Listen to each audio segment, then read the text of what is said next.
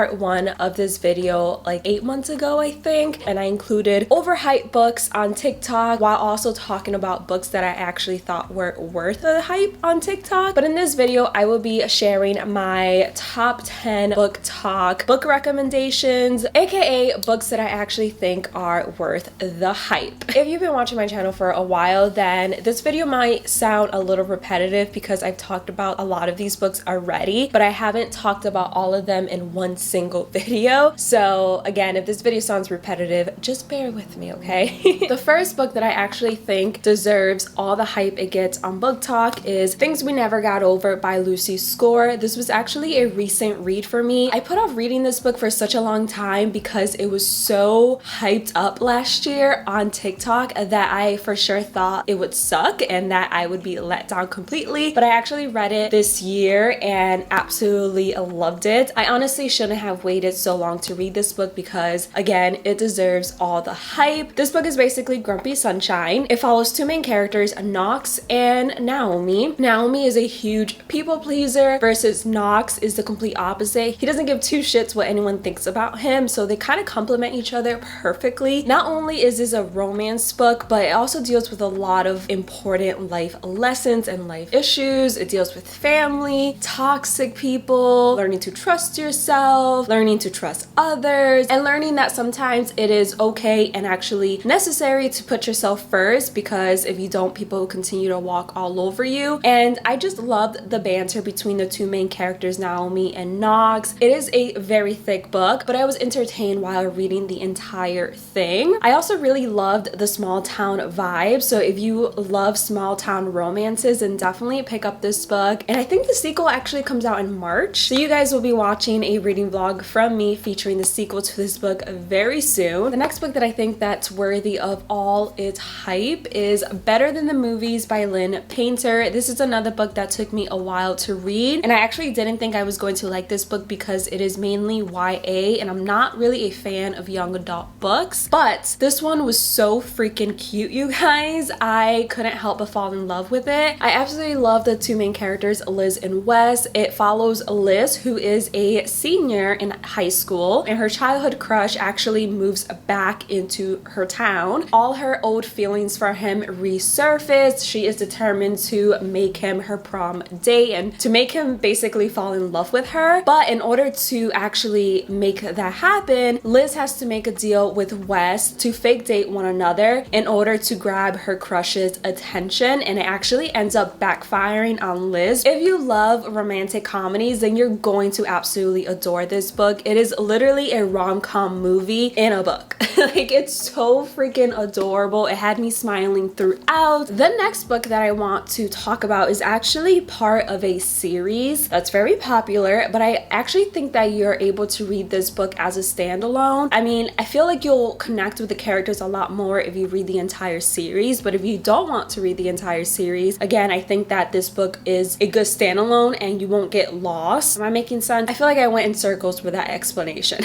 But the book is A Court of Silver Flames by Sarah J. Maas. So this is part of the A Court of Thorns and Roses series. I've read the entire series and I personally love it. The books definitely get better each time, and I absolutely fell in love with this book. I didn't think I was going to because one of the main characters, Nesta, makes an appearance in the other books in the series, and she's not a nice person at all, especially towards her sister Feyre. I didn't like her in any of the other books, so I put off reading this book for such a long time because I was like, am I even going to like this book if I hate the main character already? And then so many of you guys were like, Carmen, just read the book. Nesta has such a huge character development in this book that you're going to fall in love with her character, and you guys were right. Fell in love with Nesta. She definitely redeemed herself. This is a fantasy book and it follows Nesta and Cassian. I never know if I'm pronouncing his name correctly. Not only is this a fantasy romance, it also deals with overcoming trauma. Nesta, the main character, has had a lot of traumatic things things happen to her in her life. She's had a lot of trauma that she's never dealt with from her childhood, which has caused her to lash out on basically everyone that has ever wanted to get close to her. She thinks that if she lashes out first, she's doing herself a favor by protecting her heart and not letting anyone hurt her. And it's a very thick book. It's over 700 pages, but honestly, you're not going to be bored at all. It's so addicting. Like, I didn't want to put this book down, and I obviously had to because it's so thick. Like, my eyes were tired, but I would keep pushing myself to read because I wanted to see what would happen next. There's a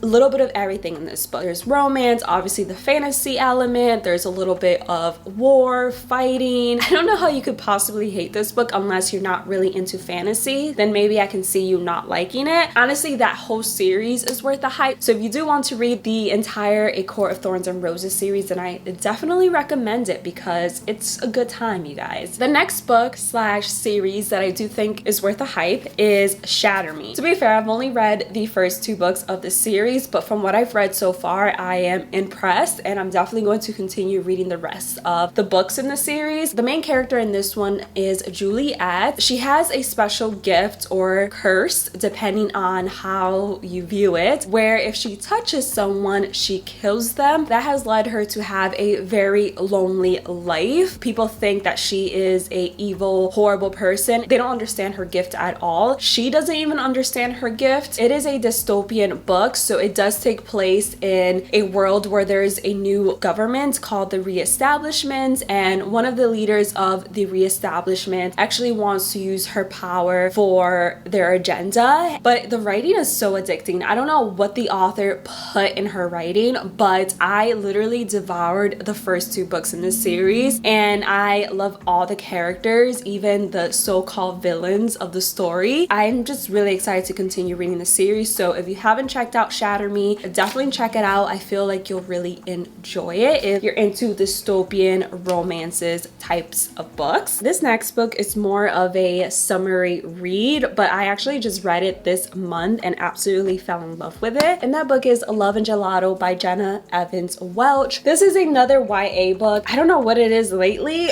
but all the YA books that I've been reading have just been hitting differently, and I've actually been enjoying them. This one follows Alina, who I believe is 16 years old. She is sent to live with her father after her mom passes away. The only problem is that she's actually never met her father. She's actually never even heard her mom talk about her father until the very end of her mom's illness, and her father actually lives in another country, Italy, while Lena has grown up in the United States. So of course, Lena is not happy about having to spend an entire summer in Italy with basically a stranger, because even though they're so-called father and daughter, she knows nothing about this man, and she's in a brand new country that she's never been to. She just lost her mom. So Lena is going through it. While she's in Italy, she actually finds a journal that belonged to her mom when her mom was living in Italy during her college years. And through reading that journal, Lena actually sees and experiences Italy through her mom's eyes. As she continues reading the journal, she actually discovers a secret that can possibly change her life completely. It was such a wholesome read. There is a little bit of romance, but it's really focusing on Lena's growth and her accepting her current situation and growing. The scenery was absolutely gorgeous. It honestly made me want to book a flight to Italy ASAP. I loved all the characters. I loved the writing. If you want something that's simple but is still going to tug at your heart and is going to have you smiling at the end, definitely check out Love and Gelato. I know that there was a movie based on this book, but so many of you guys have told me that the movie absolutely sucks and it's nothing like the book, so I don't even want to watch it anymore. But definitely read this book. Maybe wait until the springtime or summertime to read it so you really capture the summery Italian vibe that are in this book. But I read it, it's February, and I still loved it, and again, it just filled my heart with so much happiness and joy. It was a really cute read. Let's switch gears for a second and talk about a thriller, The Housemaid by Frida McFadden. This is another recent read for me. If you're looking for a good thriller that is going to have you at the edge of your seat the entire time, definitely pick up The Housemaid. It follows a main character who is a housemaid for a family, but the family is very odd. Nina Winchester, basically the maid's boss, she doesn't doesn't seem like she's all the way there. She seems a little insane. She's very conflicting in the things that she demands the housemaid to do. Like, she'll create messes out of nowhere just to see the maid clean it up, or she'll lie about her daughter's eating habits. And then the husband, Andrew Winchester, seems like a very sad soul. He seems like he loves his wife, but her behavior is slowly eating at him. And then one day the maid discovers that her bedroom in the attic is locked from the outside and she can't get out. That's not a huge spoiler, it's literally on the back of the book, but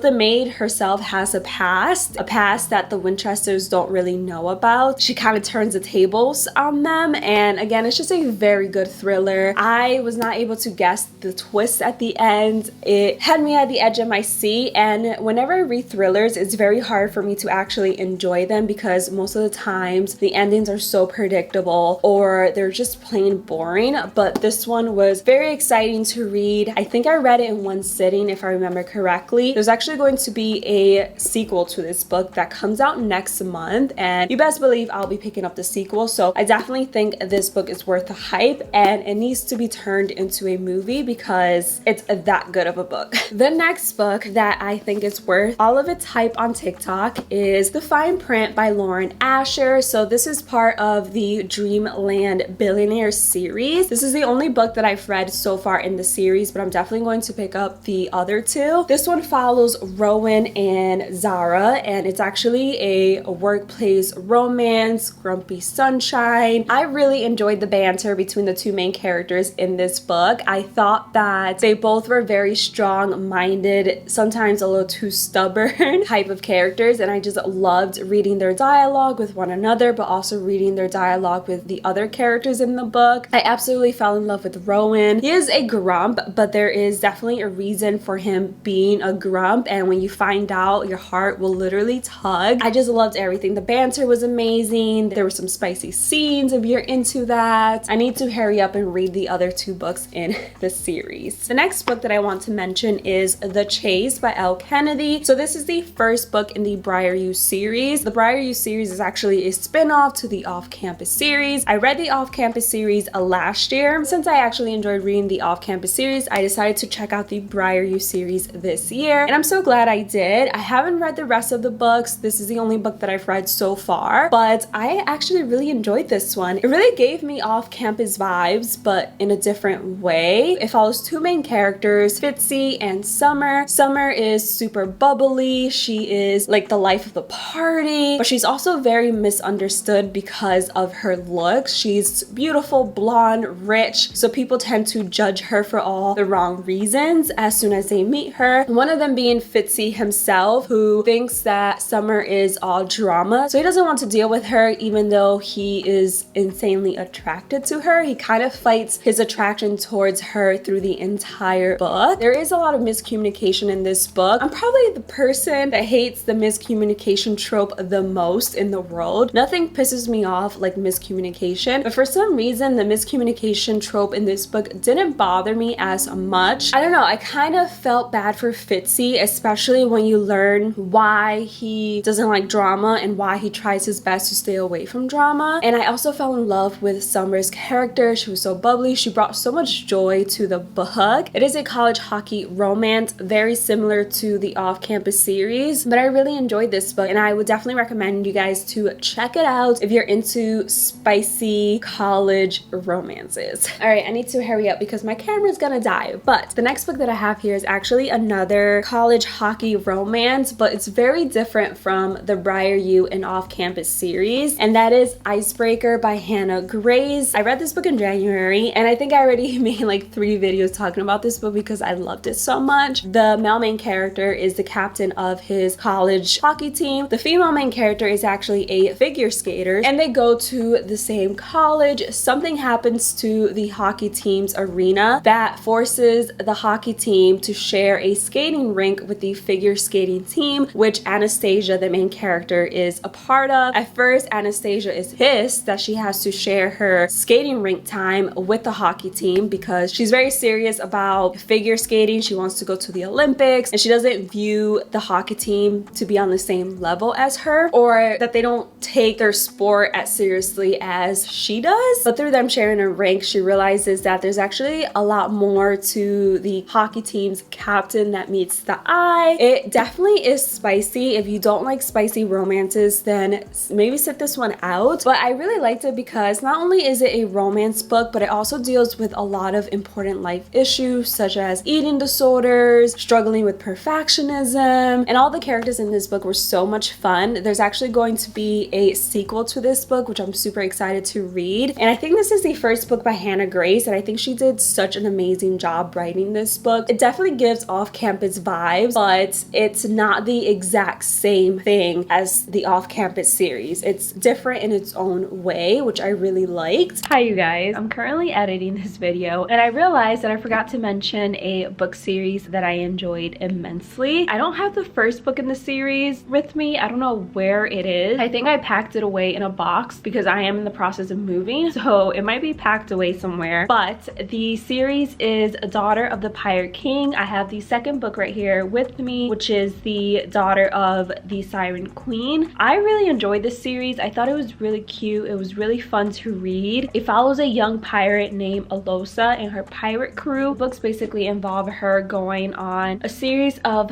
missions. It's very different from anything else that I've ever read, mainly because it follows a pirate and her crew. I think if you enjoy the Pirates of the Caribbean movies, then you'll really enjoy this series because it gives off the same vibe. To me, Alosa feels like a female Jack Sparrow. She's sassy. She doesn't take crap from anyone. I really like that she's a female pirate captain and the majority of her crew consists of badass females, and they basically prove to everyone that you don't have to be a man to be a pirate. Definitely recommend if you're looking for a fun but different type of book to read. Let me know in the comments below what books were recommended to you by BookTok that you actually enjoyed. I would love to know. I'm always on the hunt for new books to read. And yeah, that is pretty much it for this video. I really hope you guys enjoyed watching and hopefully you walk away with at least one good recommendation. Don't forget to subscribe. I would love to have you a part of my channel, and I'll see you guys in the next one. Bye guys.